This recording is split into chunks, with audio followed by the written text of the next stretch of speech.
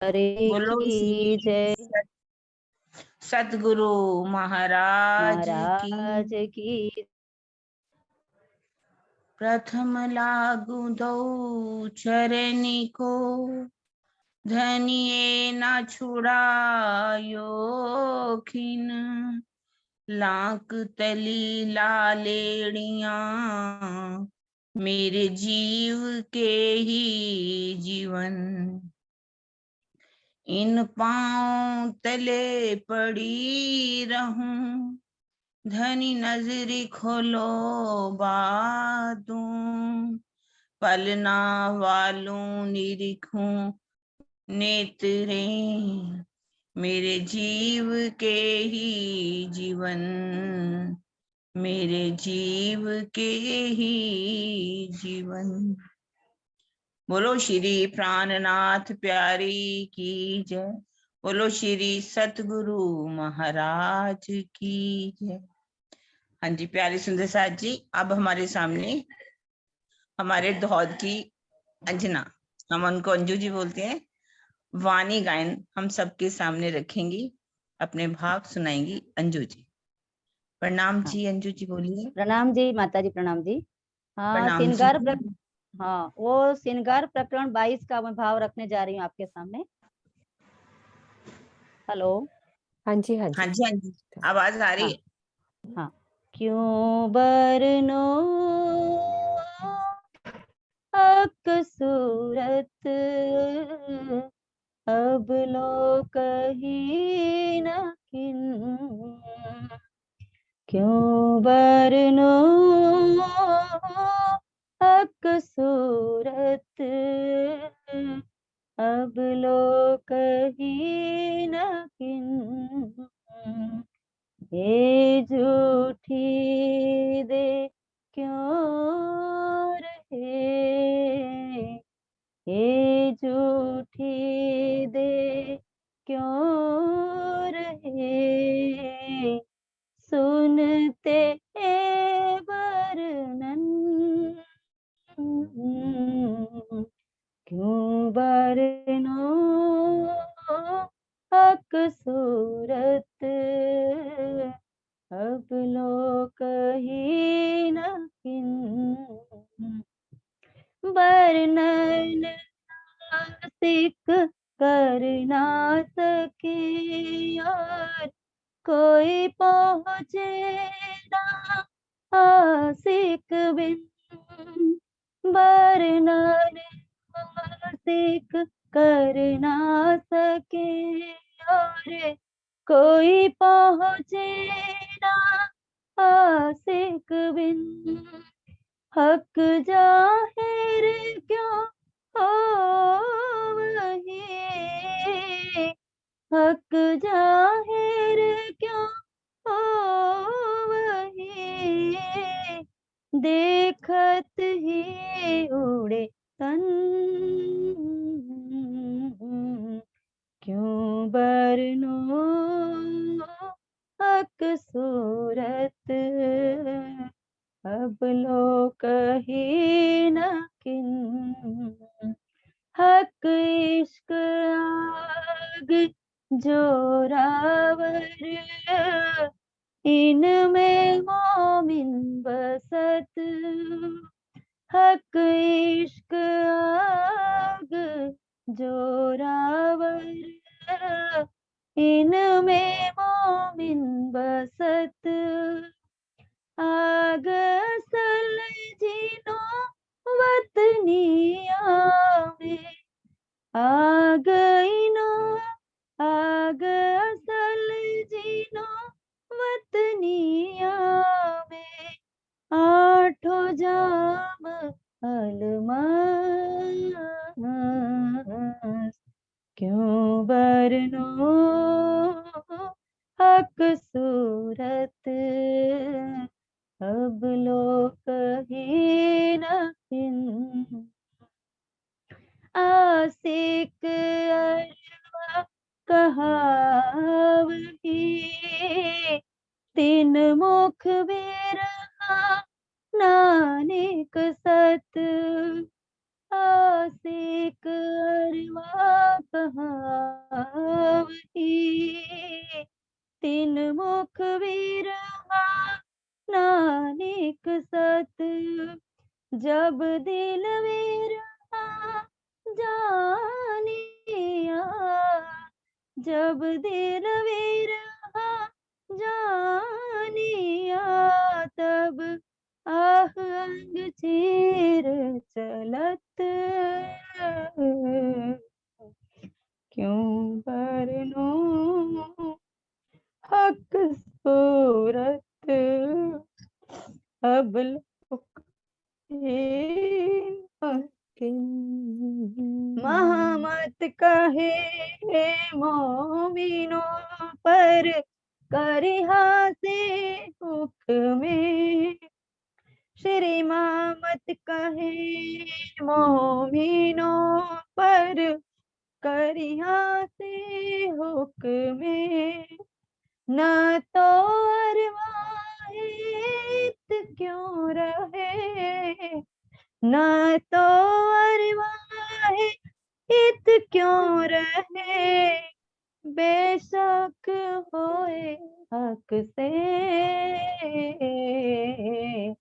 क्यों बरनो हक सूरत, अब लोक ही न किन, ये झूठ हक क्यों बरनो हक सूरत, अब लोक ही न किन। बोलो श्री प्राणनाथ प्यारे की। हरि की।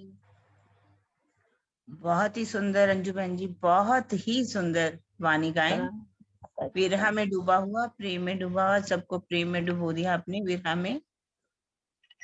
अब हमारे सामने राय रानी जी चरणों का वर्णन करेंगी, जो भी उन्होंने शब्द तैयार किए हैं। आप आइए, खोलिए राज रानी जी।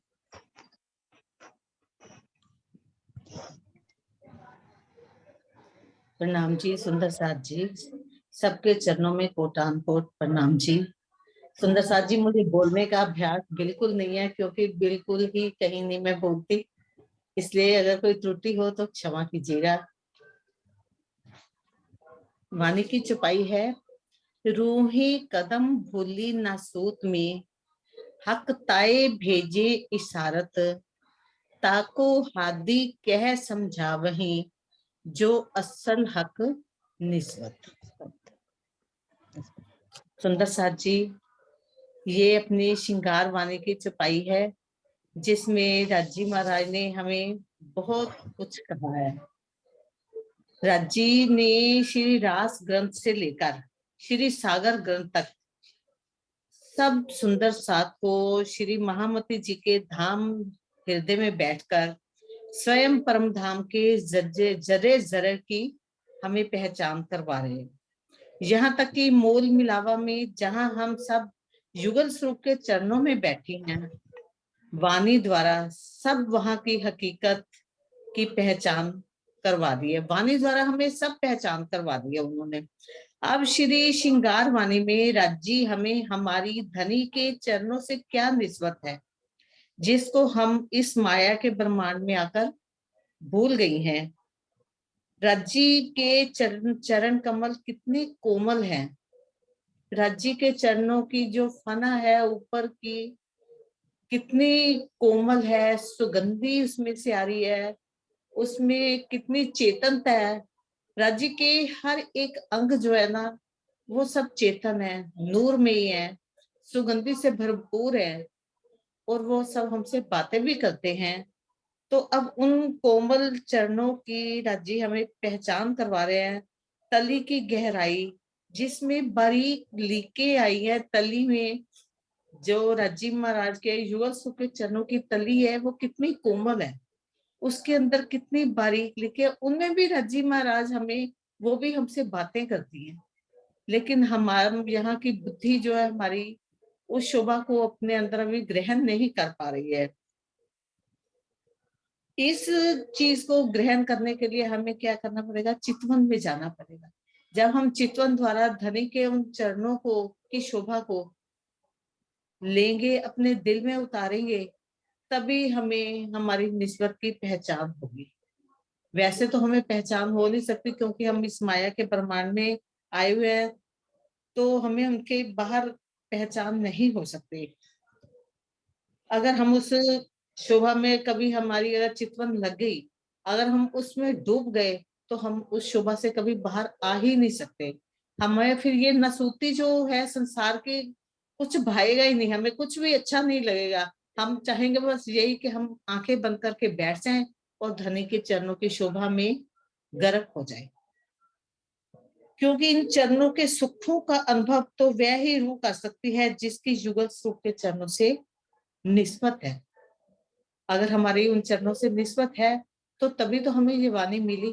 राजी ने इतने संसार है, उनमें से हमें जो वाणी क्यों दी है, हमें ही सिर्फ वाणी क्यों दी है, ताकि हमारी निस्बत की हमें भी पहचान हो सके और हम अपने धनी के उन चरणों में, धनी की शोभा श्रृंगार में डूब जाए, हमें अपने घर की याद आ जाए।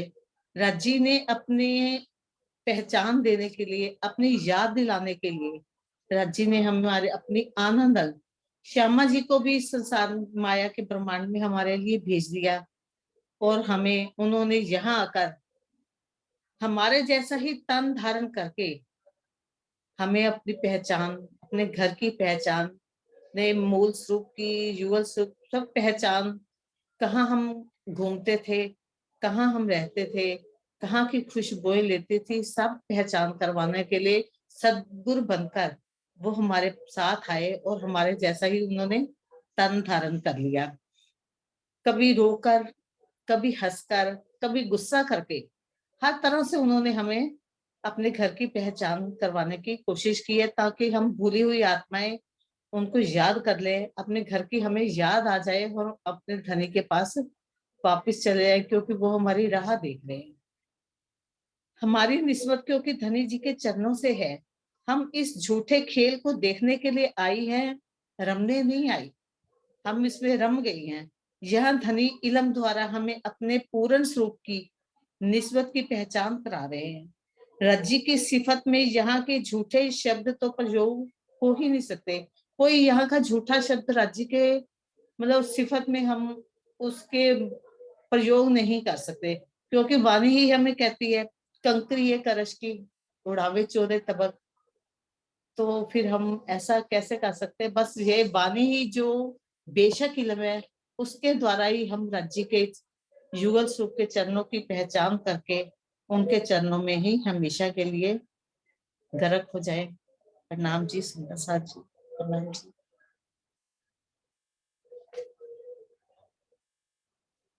प्रणाम जी सुदसाद जी, प्रणाम जी राज जी, बहुत अच्छा, बहुत ही सुंदर निस्बत की पहचान करवाई आपने। अब हमारे सामने विजय बहन जी, आप अपने मीठी मीठी वाणी से हमें मीठे मीठे सुख देंगी। विजय बहन जी। प्रणाम जी। सब सुंदर साथ के हृदय में विराजमान राजी महाराज के चरणों में मेरा कोट कोट प्रणाम जी। अभी राज दीदी ने बहुत अच्छा वर्णन कर दिया। प्रकरण हमारा श्रृंगार ग्रंथ चरण निस्बत का प्रकरण अंदर दाएं। इसमें ये चौपाई आ रही है, एक क्यों छोड़े चरण मोमिन, जो हक की वायदत आए दुनी में जाहिर करी, जो असल हक निस्बत। इसमें मामती जी कहती हैं कि ये राजी महाराज के चरण कमल मोमिन क्यों छोड़ेंगे।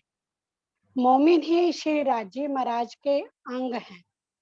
रूहें परम धाम से खेल में उतरी और संसार में आकर श्री राजी के चरण कमलों को भूल गई। उनके वास्ते ही श्री राजी महाराज को रसूल बनकर हमारे लिए आए, और जो हमारी निस्बत है। जिस दिल में श्री राजी महाराज के चरण कमल आने हैं, वो दिल भी तो हमारा पाक होना चाहिए, परंतु हमारा दिल तो विषय और विकार से ही भरा हुआ है। तो माया में हम डूबे हुए, तो धनी के चरण कैसे आएंगे? जब तक हम वाणी का चिंतन नहीं करेंगे, हमारी चितवन नहीं लग सकती। चितवन नहीं लगेगी तो हमें धनी के चरण जो है कैसे दिखाई देंगे कि कैसे धनी के चरण हैं। परम धाम की का चितवन हम कैसे करेंगे जब तक हमारी आत्म दृष्टि नहीं खुलेगी। तो हमें कैसे पता चलेगा कि धनी के चरण कितने कोमल हैं। हम कहते तो हैं लाख तली लाल एड़ियां मेरे जीव के ही जीवन, पर हम उसको नहीं समझ पाते। चरणों में एड़ी और पंजे के बीच की गहराई में आई बारीक रेखाएं, जिस जो लालिमा लिए हुए अति सुंदर रेखाएं आए, जिनको बार बार देखने का मन करता है, जो यहाँ से एक मिनट सेकंड के लिए भी नजर ओझल नहीं होनी चाहिए। अगर यहाँ से नजर हटी तो हम आशिक कैसे कहलाते हैं अपने आप को। इसमें तो हमारे सारे अखंड सुख हैं, इसमें हमारे आठों सागरों के सुख इन चरणों में है। चरण तली की गहराई और सलूकी और लाल एड़ियां जो अति नरम और उज्जवल है, उनका रंग गोरा है।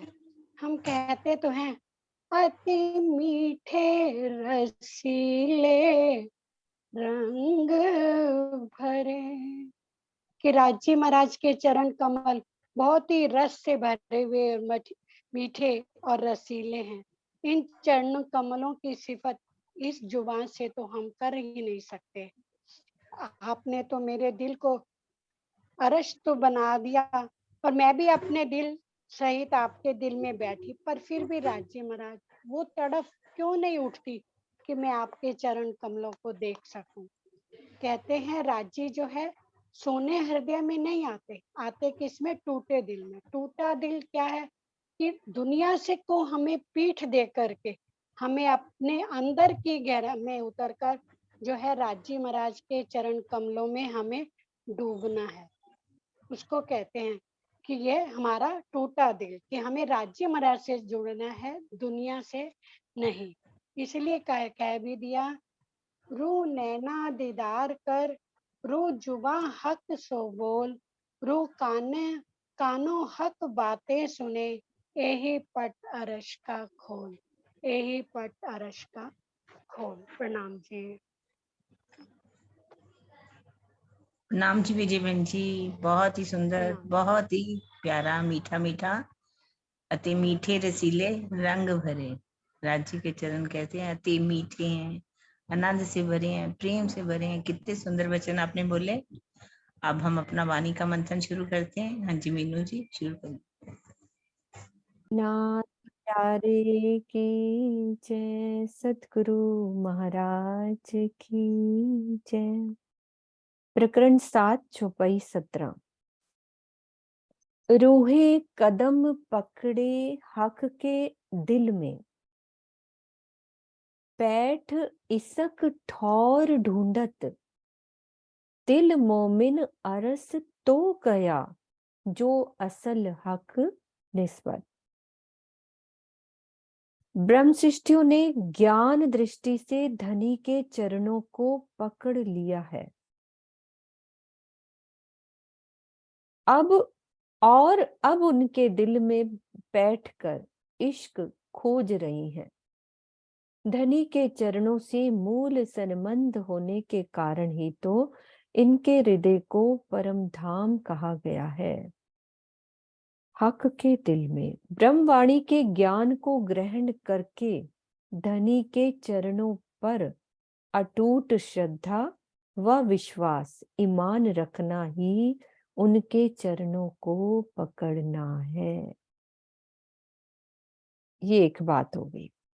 अब दूसरी बात, प्रेम में डूबकर धनी के चरणों को पकड़ने का तात्पर्य उन्हें अपने धाम हृदय में अखंड कर लेना। इश्क बिना ना पाइए ए जो नूर तजल्ला हक। किरंतन प्रकरण 74 चौपाई 37 के इस कथन से यह सिद्ध है कि प्रेम बिना धनी के चरणों का दीदार नहीं हो सकता। इस प्रकार की इस चौपाई में प्रेम की गहराई आने से पूर्व की अवस्था का वर्णन है। ध्यान से देखें कि प्रेम की गहराई आने से पूर्व की अवस्था का वर्णन है। चौपाई के दूसरे चरण से यही भाव स्पष्ट होता है। दूसरा चरण क्या है? पैठ इश्क ठौर ढूंढत।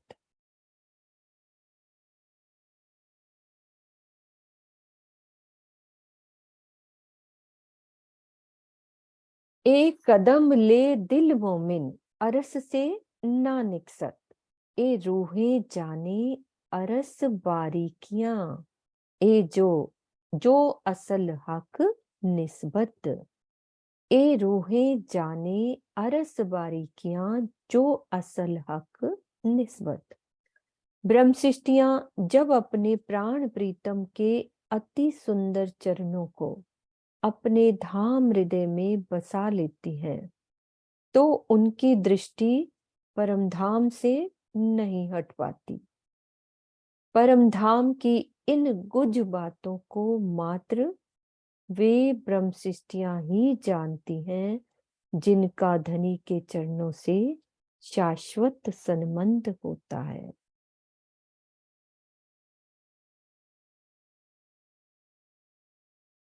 भावार्थ, इस चौपाई में जिस धाम से उनकी दृष्टि के न हटने की बात कही गई है वह परम धाम के लिए भी है तथा धाम हृदय के लिए भी है।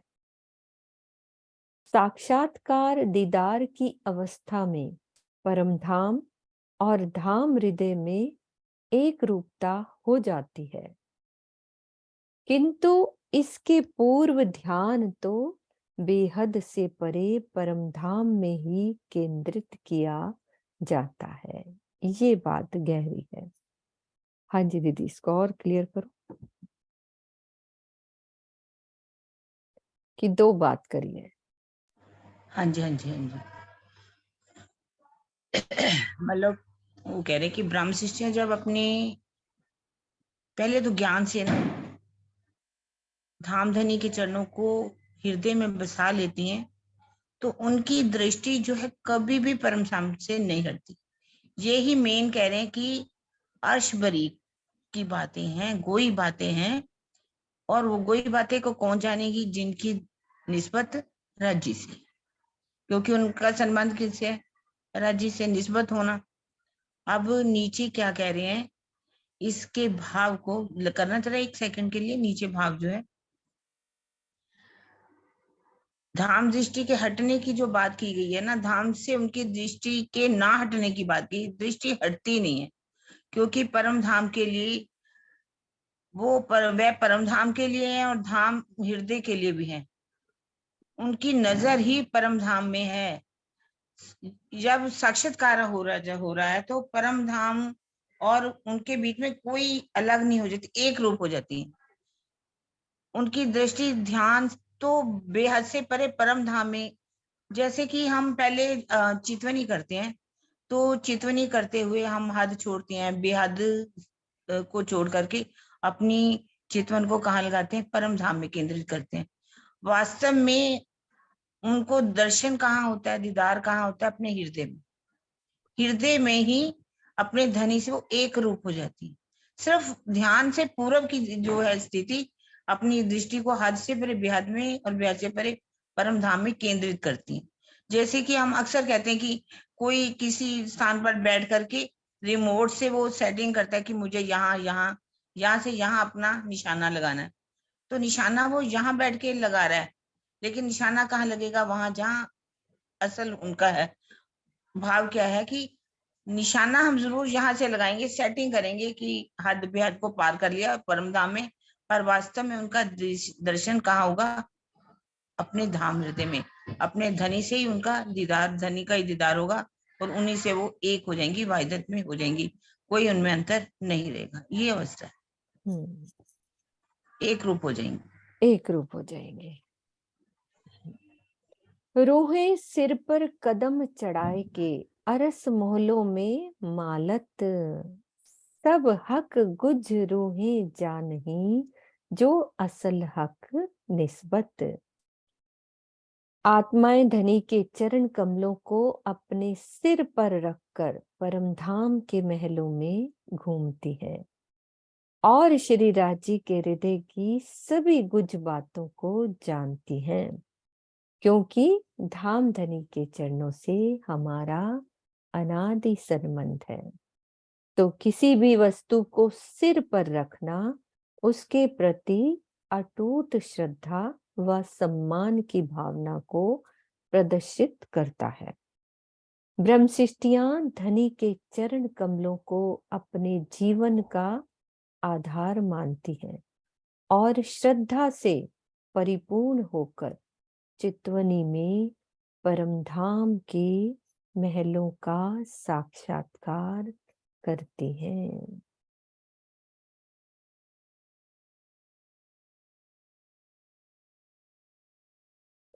ले चरण दिल अरस में, सब गलियों में फिरत, सब सुध होवे अरस की, जो असल हक निस्बत। ब्रह्मंगनाएं अपने धाम हृदय में श्री राजी के चरण कमलों को बसाकर क्या करती हैं? परम धाम की गली गली में घुमा करती है। इन्हें परम धाम के सभी पक्षों का बोध होता है। वस्तुतः धनी से इनका शाश्वत संबंध होता है। रूहे नैन पुतलियों बीच में, हक कदम राखत, एक हुए दिल अरस रूहे, जो असल हक निस्बत। आत्माएं अपने नेत्रों की पुतलियों के बीच में धनी के चरण कमल को रखती हैं। इस प्रकार उनका हृदय परात्म और श्री राजी के हृदय से एक रूप, इस प्रकार उनका दिल परात्म और श्री राजी के हृदय से एक रूप हो जाता है। दोनों एक रूप हो जाते हैं। परम धाम में परात्म की लीला होती है और इस नश्वर जगत में किसकी होती है? आत्मा की। जिस प्रकार परात्म को नेत्र कहते हैं क्योंकि उसमें श्री राजी को देखने अर्थात प्रेम करने की लीला संपादित होती है, उसी प्रकार आत्मा को भी नेत्र की संज्ञा प्राप्त होती है। पुतली को हृदय इसीलिए कहते हैं क्योंकि उसमें स्वरूप विद्यमान होता है। साक्षात्कार की स्थिति में आत्मा का दिल, परात्म का हृदय तथा श्री राजी का हृदय, ये तीन चीजें बता दी, तीनों ही एक स्वरूप हो जाते हैं। इस चौपाई के तीसरे चरण का यही आशय है कि आत्मा का दिल, परात्म का दिल और श्री राजी का दिल एक हुए दिल अरस रूहे।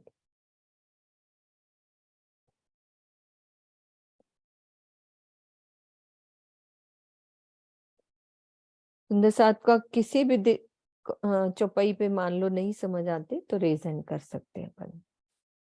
दिल अरस किया इन कदमों, इत ही बैठे कर भिस्त, ए न्यारे निमक न हो वहीं, जो असल हक निस्बत।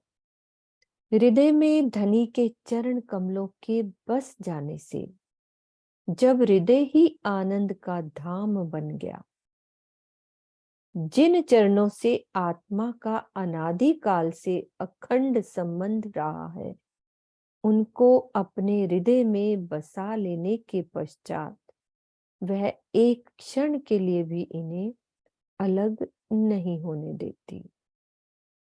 तो इस चौपाई में जो बहिष्ठ का ये शब्द आया ना, इत ही बैठ बैठे कर भिस्त का तात्पर्य आनंद के भंडार यानी कि भंडार स्थान से है। यहाँ योग माया के बहिष्तों से कोई संबंध नहीं है, बल्कि आनंद के सागर अक्षरातीत के हृदय धाम में बस जाने को ही भिस्त कहा गया है।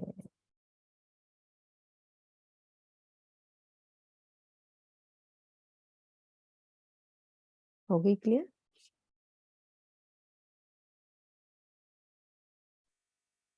गुण केते कहूं इन कदम के, जिन अरस अखंड हुआ इत, एक कदम ताले तिन के, जो असल हक निस्बत। श्री राज जी के चरणों की महिमा का मैं कहाँ तक वर्णन करूं। इन चरणों के कारण ही तो मेरा हृदय अखंड परम धाम कहलाने लगा। किंतु धनी के ये अति मनोहर चरण उन्हीं के हृदय में बसते हैं जिनका अक्षरातीत से मूल का संबंध होता है। और तीन भाग की मैं क्या कहूं, ए जिन दिल कदम बसत, धन धन कदम धन ए दिल, जो असल हक निस्बत। जिनके धाम हृदय में श्री राज जी के ये चरण कमल बस जाते हैं, तो उनके सौभाग्य का मैं कैसे वर्णन करूं। बस इतना ही कहा जा सकता है कि वे चरण कमल धन्य धन्य हैं, जो आत्मा के धाम हृदय में विराजमान होकर अखंड आनंद देते हैं। इसी प्रकार आत्मा का वे हृदय भी धन धन है, जिसमें धनी के ये चरण कमल विराजमान होते हैं। वस्तुतः यह तो मूल संबंध के कारण ही होता है। दो बातें कही हैं। क्या कही है चित्रा? गहराई बात समझ में आई कि ये दो बात थी। खोलो। इसमें राजी यही बता रहे हैं कि देखो, राजी के चरण कमल तो उसको धन धन कहना, वो तो मतलब नूर जमाल के चरण कमल हैं। उन्होंने हमें बताया कि हमारी उन चरणों से निस्बत है, तो कह रहे हैं कि धन धन कदम, और वो दिल भी धन धन जो कोशिश करेगा, जो उनके वाणी के बताए रास्ते के हिसाब से अपने दिल को उन नूरी चरण कमलों के काबिल बनाएगा, वो भी धन धन है। और सिर्फ इसका एक ही कारण, क्योंकि हमारा मूल संबंध है राज्य से। तो एक दिल जिन जिन दिल में ये कदम बसत, कहते उनके भाग्य की मैं क्या कहूँ। तो मतलब सच में बहुत मीठा और गहरा वर्णन करते हैं। तो धन धन पिया जी, उन्होंने इतनी शोभा, मतलब सारी शोभा उनके चरण कमल की और पूरे अर्श की शोभा समेत हमारे दिल में विराजमान होने को कहते हैं कि जाकी असल हक निस्बत। मतलब कहने का मतलब दीदी, धन धन कदम राजी के मतलब कदमों चरण को कमल भी धन्य धन्य और धन जिस धन्य हो हृदय गए, में बस और जाते जिस हैं दिल में आए वो भी धन। भी धन्य धन्य। ये मेन बात कि दोनों धन्य। राजी के चरण कमल भी धन धन है क्योंकि आत्मा के हृदय में आए, और आत्मा का दिल भी धन धन है कि उन्होंने राजी के चरण कमलों को दिल में लिया। दोनों ही चीजें अरस परस। कई मलकूत वारों तिन खाक पर, जिन दिल एक कदम आवत, और दिल अरस न हो वहीं बिना असल हक निस्बत। जिनके हृदय में प्रीतम अक्षरातीत के चरण कमल बस जाते हैं, उनकी चरण धूलि के ऊपर यानी कि पाने के लिए मैं अनेक बैकुंठ के राज्यों को न्योछावर कर दूं। बिना मूल संबंध के तो किसी का भी हृदय धाम नहीं बन सकता, भले कोई कितना ही ज्ञानी ध्यानी और तपस्वी क्यों ना हो। अब इस चौपाई में स्वयं श्री महामती जी का यह कथन बहुत ही महत्वपूर्ण है कि जिन्होंने अपने हृदय में अक्षरातीत की शोभा को बसा लिया है, उनकी चरण धूलि पर मैं अनेक वैकुंठ के राज्यों का परित्याग कर दूं। निसंदेह यह कथन चितवनी की महत्ता को उजागर कर रहा है, जिसके द्वारा अध्यात्म की यह ब्रह्मी अवस्था प्राप्त होती है।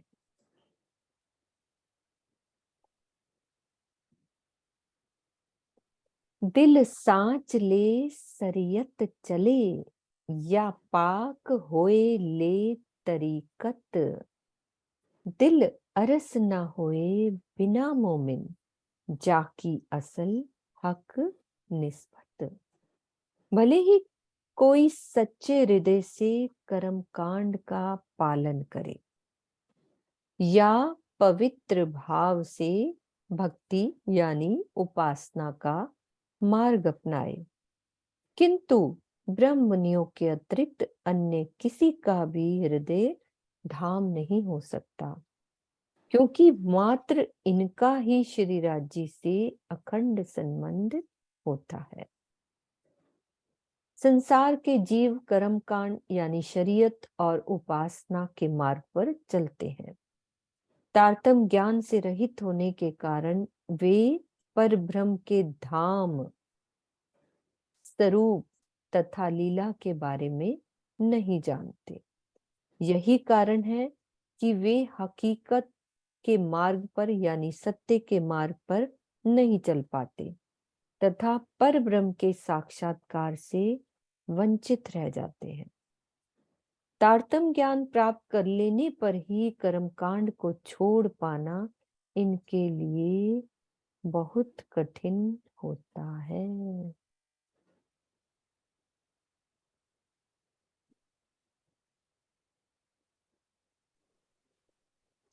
प्रणाम जी। प्रणाम जी। तारतम्य ज्ञान प्राप्त कर लेने पर भी कर्म कांड को छोड़ पाना इनके लिए बहुत कठिन होता है, लेकिन इनके लिए कहा गया है। जो ब्रह्म सृष्टि नहीं है, यही बात कही है ये ऊपर वाली बात में। ये संसार के जीवों के लिए ऊपर वाली जो संसार बात के कही है ना, ऊपर वाली संसार बात के जीवों, संसार के जीवों की क्योंकि भी वो कही। शरीयत के रास्ते पर चलते हैं, त्रिकत के रास्ते पर, उपासना और कर्मकांड, मतलब शरीयत कर्मकांड और त्रिकत उपासना। मुसलमान इसको शरीयत कहते हैं और तरीकत कहते हैं। हिंदू जो है कर्मकांड और उपासना करते हैं। ये चलते तो हैं इस मार्ग पर, शरीयत का भी पालन करते हैं, त्रिकत, पर इनके पास ना धाम स्वरूप लीला, पार्वम का धाम क्या है, स्वरूप क्या लीला, इसके बारे में नहीं जानते। ये भक्ति तो करते, इसी कारण ये हकीकत का मार्ग नहीं अपना पाते और पार्वम का साक्षात्कार नहीं कर पाते। क्योंकि भले इनको तारतम्य का ज्ञान भी हो जाए, लेकिन जो कर्म कांड के रास्ते पर चलने वाले हैं ना, वो कर्म कांड को छोड़ ही नहीं पाते। सेवा पूजा जो भी शब्दों में आम हम कह सकते हैं, वो उसी में ही लगे रहेंगे। वो हकीकत और मार्फत का मतलब वो रास्ता आगे नहीं अपना। बढ़ते ना सरोज दीदी। मान लो हाँ, हम, मान लो उसी मुझे पता रास्ते पर लग खड़े जाए रहते हैं, नहीं कि हमें वही अड़े पता भी रहेंगे चल। कि आप चितवन नहीं करेंगे, आगे नहीं बढ़ेंगे, है ना, तो वो छोड़ ही नहीं पाते ना उस चीज को। कर्म कांड को छोड़ नहीं पाते। हाँ जी, उनके लिए कर्म कांड कठिन को हो नहीं जाता है। हम्म। या कोई करो सब जिमिए सिजदा, पालो अरकान लग क्या मत, पर एक कदम न आवे दिल में बिना असल हक निस्बत। भले ही कोई सारी पृथ्वी पर अल्लाह की बंदगी में सिजदा करे या क्यामत महाप्रलय होने तक तरीकत उपासना के 52 सिद्धांतों का पालन करता रहे, फिर भी यदि धनी से उनका मूल संबंध नहीं है तो उनके हृदय में श्री राज जी के चरण कमल नहीं आ सकते। अब अरकान का साहित्यिक शब्द क्या होता है? इरकान, और इसका अर्थ होता है उपासना संबंधी सिद्धांत। इनकी संख्या 52 है। वो किस प्रकार है? ये क्या तीन क्या अच्छा बसरी मलकी होती है। अच्छा 3 तीन सूरतें। सूरतें हैं ना, बस्ती ओके, मलकी और हाँ।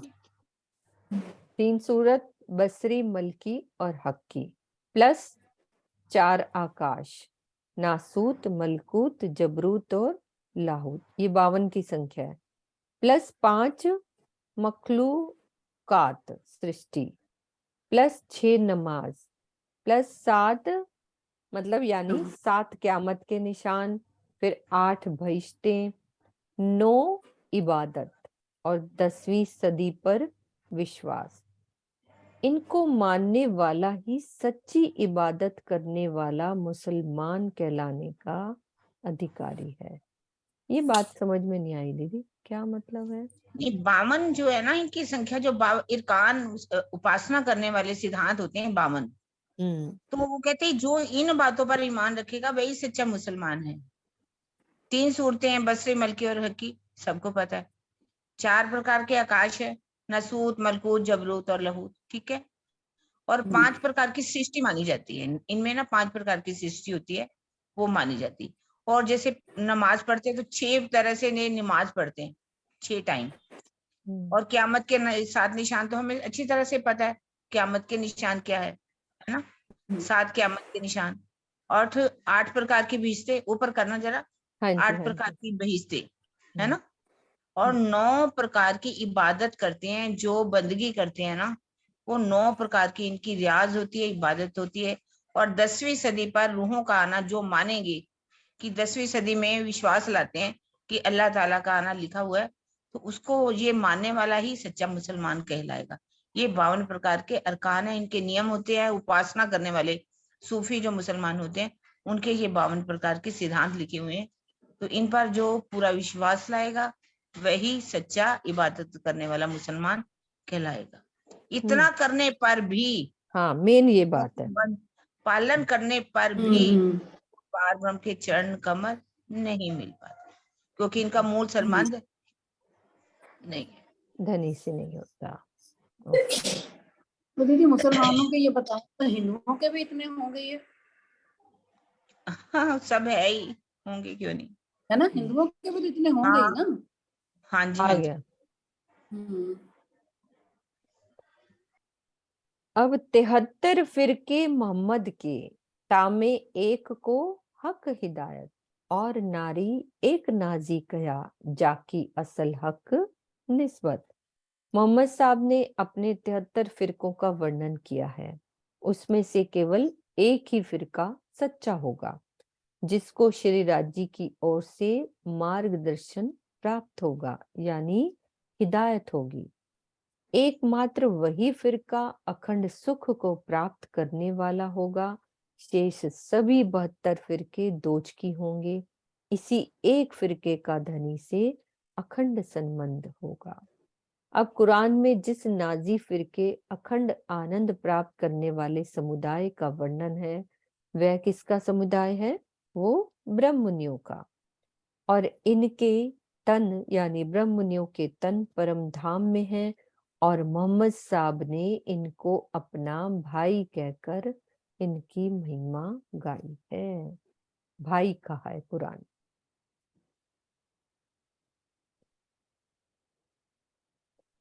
उत्तम होए खट कर्म करो, आचार करो विदोगत, ब्रह्मचरण न आवे ब्रह्म सृष्ट बिना, जाकी ब्रह्म सो निस्बत।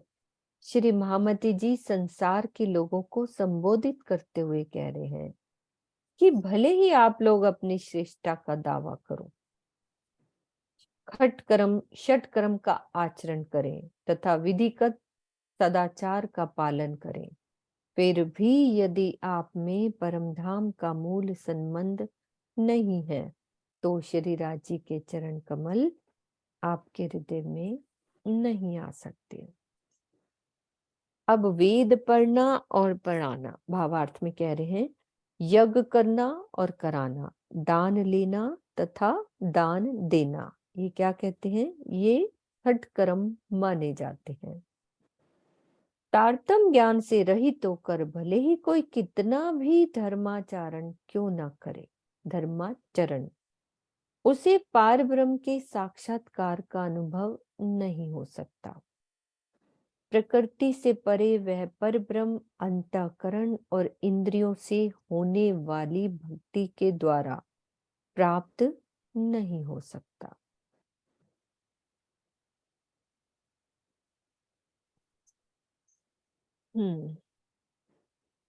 खट शास्त्र पढ़ो कांड तीनों, कर्म नह कर्म विधोगत, ब्रह्मचरण नावे ब्रह्म शिष्ट बिना, जाकी ब्रह्म सो निस्बत। हे संसार के लोगों, भले ही आप 6 शास्त्रों तथा ज्ञान, कर्म और उपासना से युक्त चारों वेदों का ज्ञान प्राप्त कर लीजिए, या धर्मानुकूल कर्म का आचरण कीजिए, अथवा निष्कर्म अवस्था को प्राप्त हो जाइए, किंतु यदि आप में ब्रह्म सृष्टि का अंकुर नहीं है तो अक्षरातीत के चरण कमल आपके हृदय में नहीं बस सकते। चारों वेदों में ज्ञान, कर्म और उपासना का विशेष रूप से विवेचन है, इसलिए तीनों कांडों के रूप में चारों वेदों का कथन किया गया है। अथर्ववेद में संशय रहित विज्ञान है। अब वेद की बात करें, इसमें तीनों वेदों के उपनिषद के साथ परम सत्य को दर्शाया गया है। दूसरे शब्दों में ऋग्वेद में ऋचाओं के रूप में काव्य है, तो यजुर्वेद में क्या है, काव्य और गद्य दोनों है। इस प्रकार सामवेद में गे ऋचाएं हैं और अथर्ववेद में तीनों प्रकार की रचनाएं हैं। इस प्रकार रचना की दृष्टि से ये चारों वेदों को तीनों कांडों के रूप में विभक्त किया गया है। शुभ कर्म करना धर्मानुकूल है, किंतु विधेयवस्था को प्राप्त हो जाने पर कर्म करते हुए भी उसे कर्म से रहित माना जाता है। क्या मतलब दीदी? पूरा पढ़ लेती हूँ। पढ़िए, मैं बताती हूँ आपको। हाँ ठीक है। क्योंकि वह किसी भी वासना से मुक्त होता है। इस अवस्था को निष्काम कर्म, निष्कर्म अथवा अकर्म के रूप में प्रतिपादित किया जाता है। समझते हैं सुंदर साथ जी ये क्या रहस्य है? हाँ जी दीदी। हाँ जी, पहले तो कह रहे हैं कि संसार के लोग 6 शास्त्र पढ़ते हैं। हम जब हरिद्वार की बीतक पढ़ते हैं तो उसमें 6 शास्त्रों का वर्णन है। न्याय दर्शन है ना, और जैसे कि न्याय दर्शन है, मीमांसा दर्शन है, वेदांत दर्शन है, योग दर्शन है, विशेषिक दर्शन है, सांख्य दर्शन। पहले इनके 6 शास्त्रों को भी पढ़ लिया जाए, और इसके साथ साथ ज्ञान, कर्म, उपासना। 4 वेदों में क्या लिखा हुआ है, ज्ञान क्या है, कर्म क्या है, उपासना का ज्ञान प्राप्त कर लो। यदि धर्म के अनुकूल आप 10 लक्षण भी जो धर्म के होते हैं ना, उन पर भी आचरण कर लीजिए। जैसे कि धीति, क्षमा, दमो, अस्ते, शोचम, इंद्रिय निग्रह, धी, विद्या, सतम, क्रोधो, दशकम धर्म लक्षण। पूरा धर्म के अनुसार आचरण कर लीजिए, अपने आप को कर्म से रहित हो जाए, निष्कर्म अवस्था को भी प्राप्त हो जाए, कोई कर्म आपको नहीं लगता। किंतु यदि आपके अंदर परम धाम का अंकुर नहीं है तो अक्षरातीत के चरण कमल आपके हृदय में नहीं आ सकते। अब 4 वेदों का ज्ञान क्या है, उसमें उन्होंने बताया 4 वेदों के ज्ञान में ज्ञान, कर्म और उपासना का विशेष रूप में विवेचन किया गया कि इसमें 3 कांडों के रूप में ज्ञान, कर्म और उपासना के रूप में 4 वेद बताए गए। और इनमें से जो चौथा वेद है वो अथर्ववेद है। इसमें विज्ञान क्या है, संशय रहित, कोई जिसमें संशय ना, विज्ञान की स्थिति बताई गई। 3 वेदों के उपसंहार के साथ साथ इसमें क्या है, परम सत्य को भी दर्शाया गया है। ऐसे कि परम धाम के बारे में, इस रूप के बारे में कुछ वर्णन है, इसके लिए कहा गया परम सत्य भी अथर्ववेद में उन्होंने लिखा हुआ है कि जब एक घोड़ा है, उसके 3 पैर हैं, चौथा पैर जो अभी रखा हुआ खड़ा है, जब वो चौथा पैर नीचे रख लेगा तो समझ लो कि पारब्रह्म आ चुके। अथर्ववेद के जब भेद खुल गए, उसमें पारब्रह्म के आने की जो बातें लिखी हुई हैं उनके बारे में जब पता चल गया तो समझ लो कि अथर्ववेद के भेद खुल गए। तो परम सत्य दर्शाया गया उसमें। ये भी कह सकते हैं कि ऋग्वेद जो है उसमें ऋचाओं के रूप में जो कविताएं लिखी, कविता के रूप में, ऋचाओं के रूप में लिखी गई। और यजुर्वेद में कविता के रूप में भी है और गद्य में भी है। और सामवेद में वो गायन करने वाली ऋचाएं, जिसका गै मैंने ऋचाएं, गायन करने वाली ऋचाएं। और अथर्ववेद में ऋचाएं भी हैं, काव्य भी है, गद्य भी है और गायन करने वाली ऋचाएं भी। अथर्ववेद तीनों का इसमें सामवेद में मतलब इसमें रखी गई। अब वो कह रहे हैं कि चारों इसको इस तरह अब शुभ कर्म करना धर्म के अनुकूल है। और यदि कोई शुभ कर्म करके विदेह अवस्था को प्राप्त कर लेता है। विदेह अवस्था क्या है? योग दर्शन के अंदर योगा विशिष्ट जी ने 7 भूमिकाओं का वर्णन किया। ठीक है, 7 भूमिकाएं कौन सी हैं? एक है शुभेच्छा। शुभेच्छा होता है कि धर्म ग्रंथों को पढ़ना। हमारे इच्छा हो गई कि क्या मैं संसार में ऐसे ही आया हूँ, मुझे कुछ परमात्मा को जानना चाहिए, मेरे को अपना जानना चाहिए, मैं कौन हूँ, कहाँ से आया हूँ, वो परमात्मा क्या है, धर्म क्या है, परमात्मा का धाम क्या है, स्वरूप क्या, लीला। हमारे अंदर जब इच्छा पैदा हो जाए तो इसको कहते हैं शुभेच्छा। उसके बाद शास्त्रों का अध्ययन करने बाद एक मन में विचार आता है कि अब मुझे क्या है, लौकिक सुखों में ही खोना है। उसको लौकिक सुखों में कोई आसक्ति नहीं रहती, उसको छोड़ देता है। तीसरा होता है तनुमानसा। शुभेच्छा और विचारना के बाद, विचारना तो होता है मतलब शास्त्रों पर विचार करना। और तीसरा होता है जब शुभेच्छा भी हो गई कि परमात्मा को मैं जानूं, शास्त्रों का अध्ययन भी कर लिया, तीसरे में आता है लौकिक इच्छाओं की कोई आसक्ति नहीं रहती, छोड़ देता है। और चौथा होता है सप्तावती। जब बुद्धि पूर्णतः शुद्ध हो जाए, बुद्धि में कोई किसी प्रकार से विकार ना रह जाए, उसके 5 तत्व समाप्त हो जाए, इंद्रियों से अलग हो जाए, अंतःकरण तो रह जाता है क्योंकि उसमें मानचित बुद्धि अहंकार रहता है। बुद्धि जो है विवेक करने लगती है कि मुझे परमात्मा के बारे में अच्छी तरह से जानना है। और जानने के बाद, बुद्धि के बाद जीव शुद्ध अवस्था में जब आ जाता है तो 5वीं अवस्था होती है असंगति। किसी प्रकार की संसार से संगति हो जाती है, कोई आसक्ति नहीं रहती, उसे सिर्फ अपना जीव जो है इतना शुद्ध रूप में हो जाता है, उसको कहते हैं विदेह अवस्था। विदेह अवस्था वो होती है राजा जनक को प्राप्त हुई थी। राजा जनक जो है विदेह अवस्था में, जितने भी मैथिली के राजा हुए हैं सब विदेह अवस्था को प्राप्त हुए। राजा जनक की बेटी कौन है? सीता कहा जाता है। तो सिर्फ राजा जनक, तो एक जनक उपाधि है विदेही अवस्था को प्राप्त करने वालों को। ये कह रहे हैं कि जब शुभ कर्म करने पर विदेही अवस्था को प्राप्त कर लेते हैं, तब कर्म करते हुए भी कर्मों से वो रहित हो जाते हैं, क्योंकि उनके अंदर कोई वासना नहीं रहती, वासना नहीं होती, वासना से रहित हो जाते हैं। निष्काम कर्म करते हैं, निष्कर्म करते हैं, इसलिए विदेही अवस्था को प्राप्त कर लेते हैं। इतना करने पर भी ये चरण कमल उनको भी प्राप्त नहीं होते। विदेही अवस्था प्राप्त होने पर, क्योंकि उसके बाद 2 अवस्थाएं और है, पदार्थ भावना और तुरेगा। 6ठी भावना जो है वो विदेह बेहद मंडल में पहुंचाती है, और 7वीं जो है वो परम धाम में परमहंस की अवस्था में पहुंचने पर उसके अंदर प्रेम ही प्रेम आ जाता है।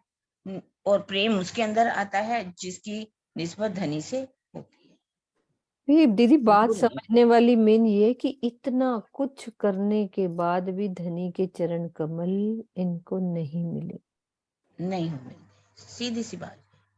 विदेह अवस्था होने पर राजा जनक वगैरह जितने भी हुए हैं, शीश धबैचे सीता के पिता, पर उनको भी नहीं मिले। इसलिए मूल अंकुर का होना जरूरी है, निस्बत का होना बहुत जरूरी है। ये चरण कमल उन्हीं परम धाम की आत्माओं के हृदय में आते हैं। दीदी वही बात आई ज्ञान, जो उपासना, वेद कर लो। हाँ जी, वही बात, जो मुसलमानों के 52 गिने थे उनके वैसे गिन के बता दिए, तो यहाँ पर इन लोगों के सारे डिटेल में बता दिए। इतना हाँ। कुछ करने के बाद भी अब अगर हिंदुओं राज्य का के भी चरण, बता दिया, हिंदुओं का भी हिंदुओं बता दिया, सोचिए, हाँ हिंदुओं को बता है दिया। ना। आप कह रहे इतना थे ना करने के हिंदुओं बाद का। भी भाई राज्य की अगर निस्बत नहीं है तो धनी के चरण नहीं मिलेंगे। वही तो आगे यही आ रहा है, देखो नव अंगो पालो, यही वाला आ गया ना। नव अंगो पालो नवधा ल्यो बैकुंठ चार मुगत ए चरण नावे ब्रह्मशिष्ट बिना जाकी ब्रह्म सो निस्बत।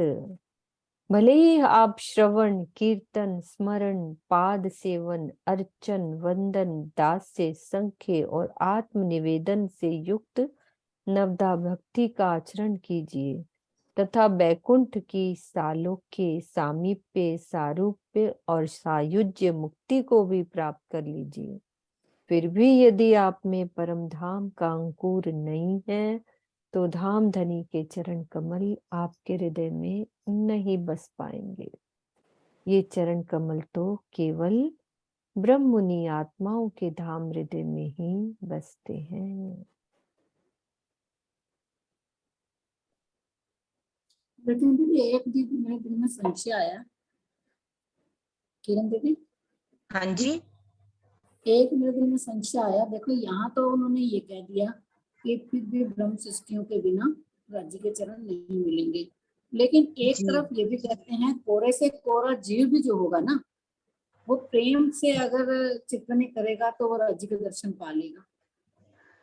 हाँ, तो उसकी बात तो अलग है ना, वो तो राजवाणी ले ली, ज्ञान संशय रहित हो गया, धाम स्वरूप लीला का पता चल गया, उसमें खो गया, तो उसको तो मिलेगा। ये वो कह रहे 9 प्रकार की भक्ति करने वाले, श्रवण करने वाले, कीर्तन करने वाले, स्मरण करने वाले, पाद सेवन करने वाले, अर्चना वंदन, ये 9 प्रकार की संख्या, आत्मनिवेदन, 9 प्रकार की जो भक्ति है वो किससे होती? इंद्रियों से होती। इंद्रियों से होती है। हाँ जी। ये इंद्रियों से होने के कारण ये सिर्फ कहाँ तक पहुंच जाती है? स्वर्ग और वैकुंठ में पहुंच जाती है, इससे आगे नहीं। और वैकुंठ में 4 प्रकार की मुक्ति है, सलोक, समीप, स्वरूप और सयुज। सलोक मैंने उसी लोक में पहुंच जाना, ब्रह्मा विष्णु महेश के पास। समीप्य मैंने उनके बिल्कुल पास में पहुंच जाना, और स्वरूपय उन्हीं का रूप ले लेना, और सयुज उन्हीं के हृदय में जाकर के समा जाना। ये 4 प्रकार की मुक्ति है, वैकुंठ की मुक्ति है। इतना मिल भी जाए किसी को, मान लीजिए इतनी भक्ति करने पर भी, पर फिर भी यदि उनके अंदर परम धाम का अंकुर नहीं है तो चरण कमल उनके हृदय में नहीं आ सकते। ये सिर्फ ब्रह्म सृष्टियों की निस्बत में ही लिखे हुए, उन्हीं के धाम हृदय में बसते। महसूस होता है कि हमें क्या मिला हुआ है। ये सोचने वाली बात, मेन ये बात है कि हमें धनी ने क्या दिया और हम करते क्या हैं।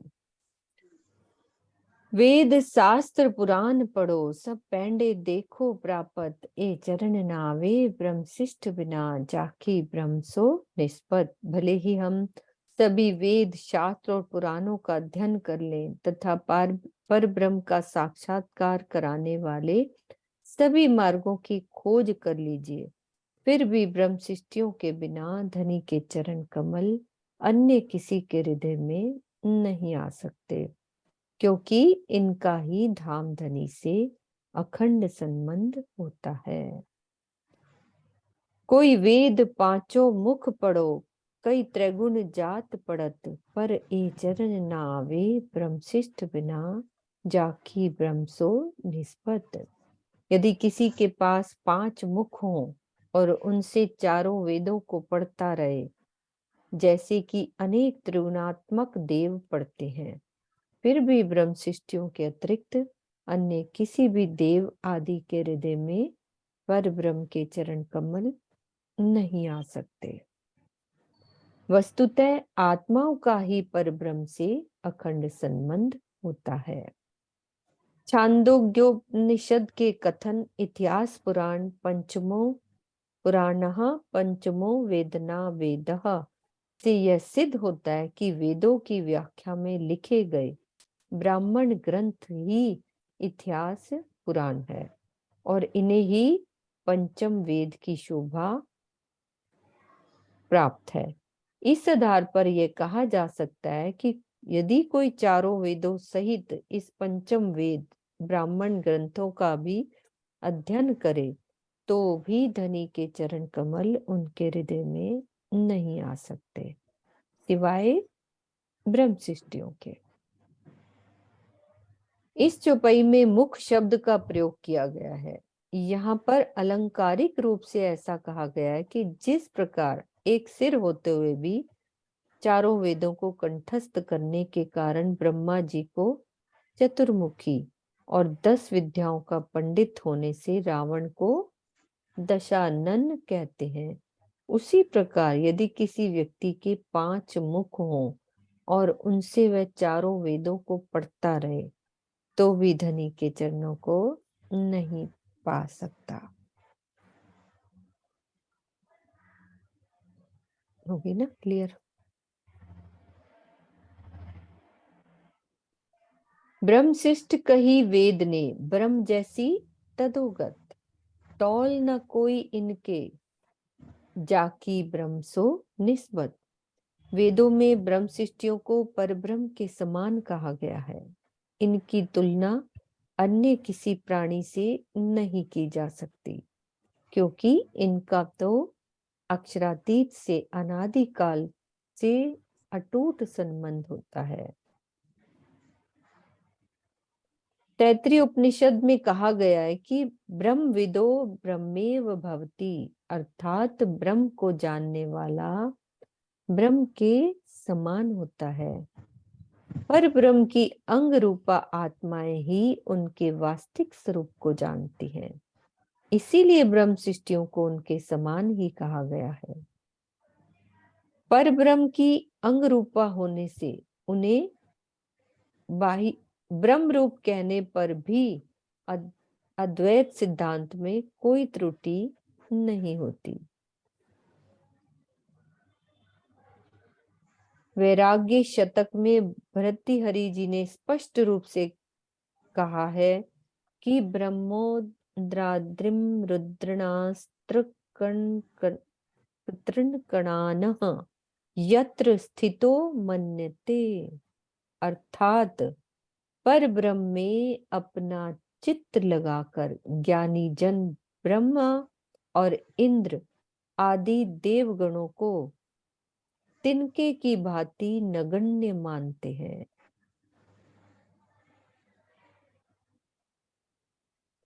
भर्तृहरि जी के इस कथन से यह स्पष्ट है कि ब्रह्म ज्ञानी परमहंस के समक्ष ब्रह्मादि देवताओं की महिमा भी नगण्य है।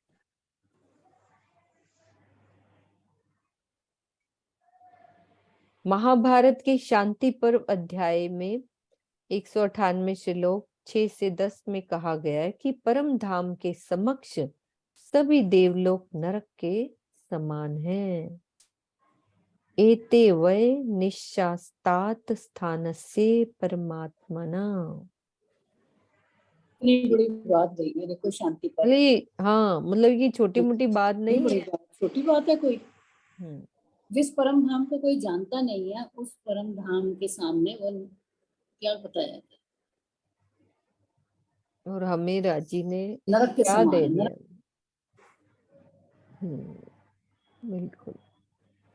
इतनी सारी देखो ये साखियां। आज तो ये पढ़ के हमारे और कलर खड़े हो गए, हम कौन है। हाँ, हमारे सुख जी आए इन वास्ते, ले किताब भागवत, ए चरण नावे ब्रह्मशिष्ट बिना, जाकी ब्रह्मसो निस्बत।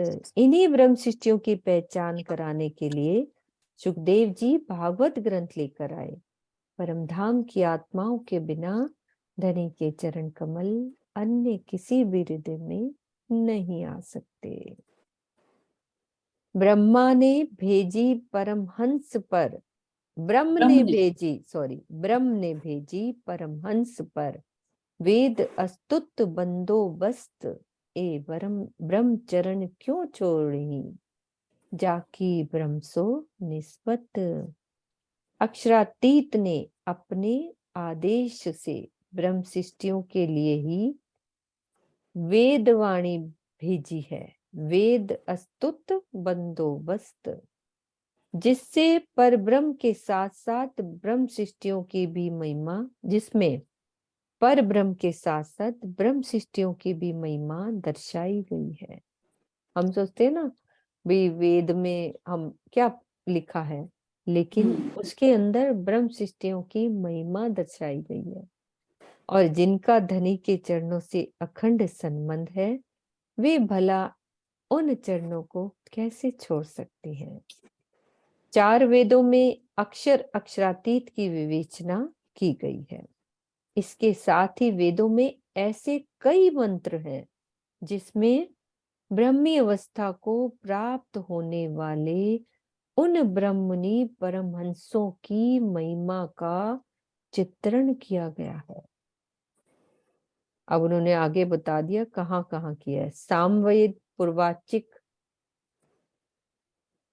अध्याय 2 अध्याय 2 खंड मंत्र 1 और मंत्र मंत्र मंडू को आता है ना, नहीं नहीं, मंत्र 1 में कहा गया है, यत इंद्र अहम तथा त्वम त्वम, अर्थात हे परब्रह्म, जैसे आप दिव्य गुण वाले हो वैसे ही मैं भी हो जाऊं। निस्संदेह यह मंत्र परमधाम की आत्माओं और परब्रह्म की सादृश्यता समानता को दर्शा रहा है। हे परब्रह्म, जैसे आप दिव्य गुण वाले हो वैसे ही मैं भी हो जाऊं।